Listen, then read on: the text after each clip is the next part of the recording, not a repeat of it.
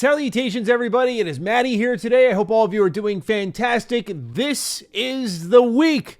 The wait is practically over. Starfield is soon upon us, just days away. I mean, I'm not trying to flex, but I'm already playing Starfield. But that means that my review is dropping Thursday, August 31st, 12 p.m. Eastern Time. Hope to see all of you there because I have a lot of hours clocked in and I got a lot to say. So I'll see you then. But today we have news on the main story length for Starfield. We have the voice cast available for all of Constellation. We have updates on DLSS for Starfield and even a very interesting quote here from Pete Hines that we're going to get into, plus much more. So ladies and gentlemen, if you're new here, I've said it a million times, I'm going to say it again. If you like Starfield, you like Bethesda, Fallout, Elder Scrolls, anything Bethesda, you're in the right place. Please do consider subscribing. I'd appreciate it, as this is going to be a big week. So let's get it started right. Starting off with this first story here. In an interview with IGN on the Gamescom show floor, Hines said that there is simply so much stuff in Starfield that he's uncomfortable assigning it a number when it comes to the hour clock.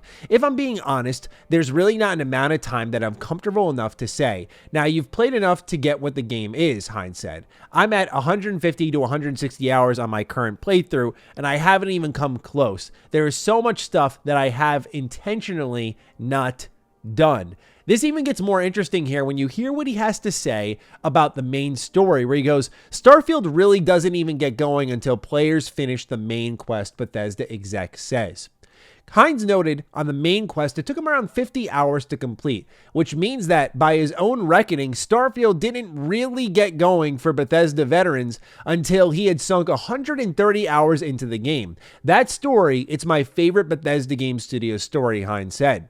It's my favorite Bethesda Game Studios ending to a story, and I hope people enjoy it as much as I have. Now, as a Fallout fan, bold words here from Pete Hines. Bold words. I think of that slideshow at the end of Fallout 3. To me, that is one of the perfect endings in video games, if you were to ask me, because it accounts for your choices. The music hits right. The Ron Perlman narration, just recounting that whole adventure. Like, to me, that is a very tall mountain to climb for Bethesda Game Studio. And that gets to the other point here. This is my favorite Bethesda Game Studio story. Okay, let's keep it real. I don't think this is an insult to them by any stretch of the imagination. Their faction storylines are pretty goated. Their main storylines, look, I beat Skyrim once. I'm going to keep it real with you all. I have over 1,000 hours easily in Skyrim, but that main story got beat once. If you went, Matty, what's your favorite quest in the main story?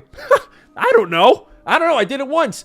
With Oblivion, it's a little bit more of a classic for me. You know, Bethesda Game Studios' first love there. That was where I first really discovered them. So I remember that story a bit more fondly, but I have my critiques of the ins and outs of the Oblivion gates. And what I liked about Fallout 3 is I think that's probably, in my opinion, their best main story, because Fallout 3's main story, you could approach a little bit differently. If you knew the main quest route, you could skip ahead and go to a vault ahead of time and really jump the main quest by finding your dad early. Like, I like that it played with that and had those options there. And then there are choices, of course, and I just think that's a timeless one. But again, I'm a big Fallout fan, so I'm a little biased there. Fallout 4, I'm a bit of an apologist for, a little bit more on the emotional side of things, or at least that's what they were going for.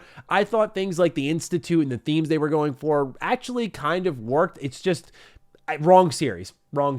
So I recount all that to say that, yeah, the main story stuff for Bethesda Game Studios has never been their strong suit, so the bar isn't incredibly high. We'll see if they can go ahead and reach that. But really what matters to all of us, and we can talk more about, is the hour count. To hear that you sunk 130 hours into the game and it didn't really get going into the main story, this kind of feeds back into what we talked about in that Starfield preview from GQ with a New Game Plus and getting everyone's heads going. Bethesda's never done New Game Plus, so now we're hearing 130 hours and it just got going for me. Hopefully that's not the indication of a very agonizingly slow start or anything like that, but point being, ladies and gentlemen, there is a lot of content in Starfield, and I think the direct is easy to go by with that. You see how many planets, how many factions we've broken down in our in-depth analysis videos. There is expected to be in these universes now a lot of content. let's just hope it's mostly handcrafted, right? Let's continue on, though, shall we? The full list of Starfield cast members and characters. Sarah Morgan will be voiced by Emily O'Brien, who's in Death Stranding. Barrett will be voiced by Barry Wiggins. Sam Coe will be voiced by Elias Tofexis, who you may or may not know from the Deus Ex series. Andreja is voiced by Sissy Jones. Mateo Catri is voiced by Carlos Valdez. And Noel is voiced by Dana Gourier. Now, I gotta say one thing off the rip here. It's something I've always appreciated about Bethesda Game Studios through and through, and I think a lot more people from the industry, I'm not saying they get it right every time, for a company that used to get laughed at for, I'd say, Oblivion and the repeat voice actors and actresses, up till probably Skyrim. I think Fallout 4 is when they started to really diversify their voice actor palette, but I always liked that Bethesda Game Studios took some really high-profile risks, if you will, when it came to their voice cast, whether it be Sean Bean or Liam Neeson. Like, I think there are cheaper options you could go for, but they clearly had a vision that they wanted to meet, and these are like iconic characters. Now, you trust them as actors, of course, these are high-profile actors, but then they get names, not really Elias Tofexis or Emily O'Brien, but some of these names are newer, and I don't say that as an insult. I like that they are looking for new talent. I just feel so many AAA games go down the same rabbit hole. There was a period of time, no matter how talented they are, that every game had Troy Baker and Nolan North, where it was starting to get a little overbearing as a player, where every character, it was hard to draw an attachment to them because they sound the same. I appreciate that Bethesda has addressed the fair criticism against their games that, like, yeah, a lot of repeats here. Can we get a little diversity in the voice cast? And they've done a pretty good job with that. But that is who the voices are going to be for your main Constellation cast. They seem to be really focusing in on that and that only, given that they said that with the companions, like, oh, it's just Constellation. Continuing on, we have a report here from Insider Gaming's Tom Henderson, which claims Starfield is Bethesda's least buggiest game to date, says sources. Our first public comment about Starfield being a polished game came from journalist Tyler McVicker, who's currently under an embargo for the title. We broke it right here. Despite being under the embargo, McVicker took to Discord to say, also 15 hours in and not a single bug. Taking one person's comment at face value is never enough, so I reached out to my contacts to delve a little deeper. Speaking with several sources under the condition of anonymity who are currently under embargo and couldn't speak publicly about the game, McVicker's comments is the same sentiment given by everyone I've spoken to. 5 individuals who have a varying amount of time put into the game have all said that the amount of bugs they've experienced can be counted on one hand. In fact, most said 1 or 2 at most, with everyone I spoke to having put dozens of hours into the game. In addition, it was also said that almost all the bugs that were found have already been listed to be fixed in the Starfield Day 1 patch, which is kind of intimidating when you think about already the base file size of the game.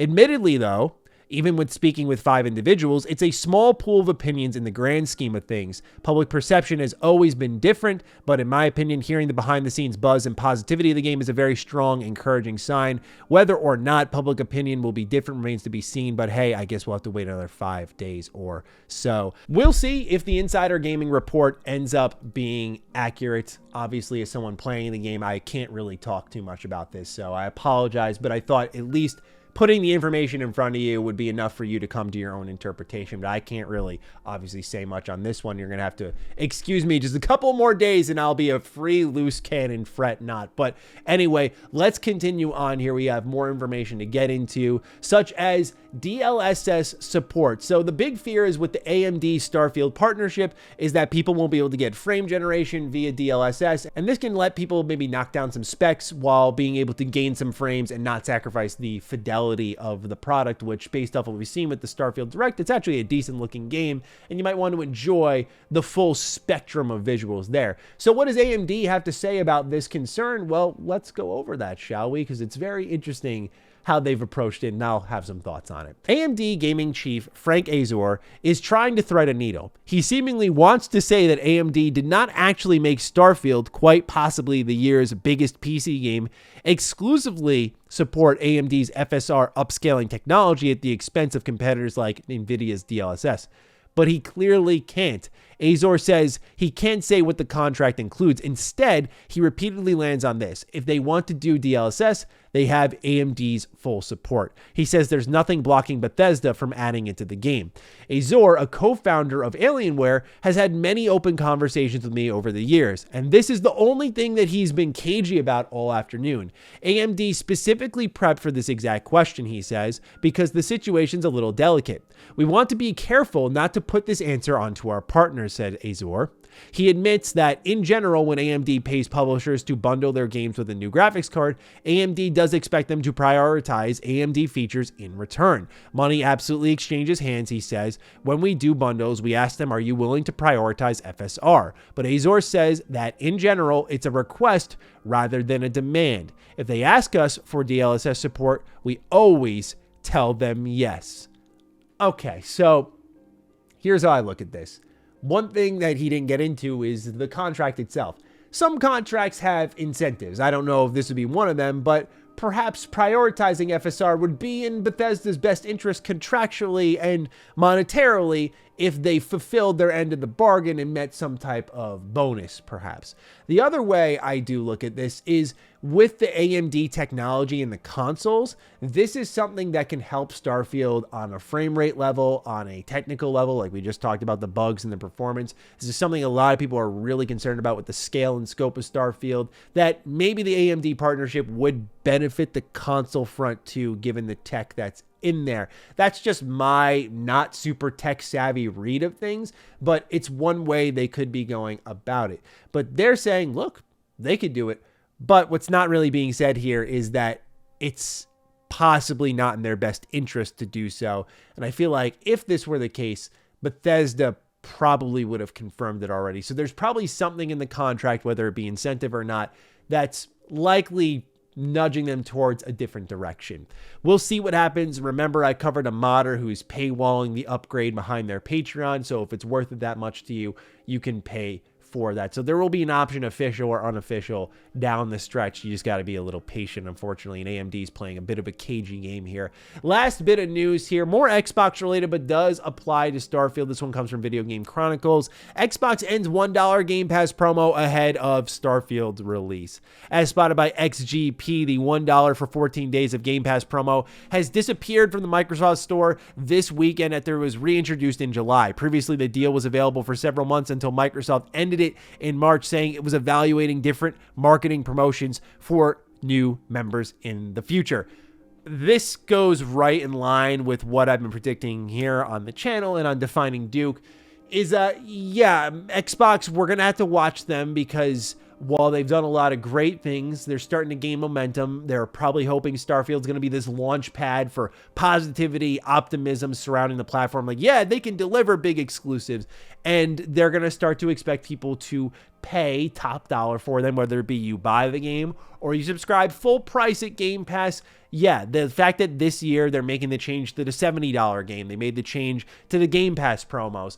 I said for a while that nice guy Microsoft has been really wonderful to see, the pro gamer Microsoft, but we have to watch out for when they start to gain a little bit of market control and they start to pull moves like this that, you know, we monitor how far it goes. For me, I look at it as, look, the promotion has been there for so long. I would love for it to continue to be there. I get why, as a businessman, not a consumer, I get why, as a businessman, they want, when their golden goose comes around, to collect their paycheck. It's a Bethesda Game Studios game. They know people are going to pay for this no matter what the reviews say, whether it be buying a copy or a Game Pass subscription. They want to secure the bag effectively.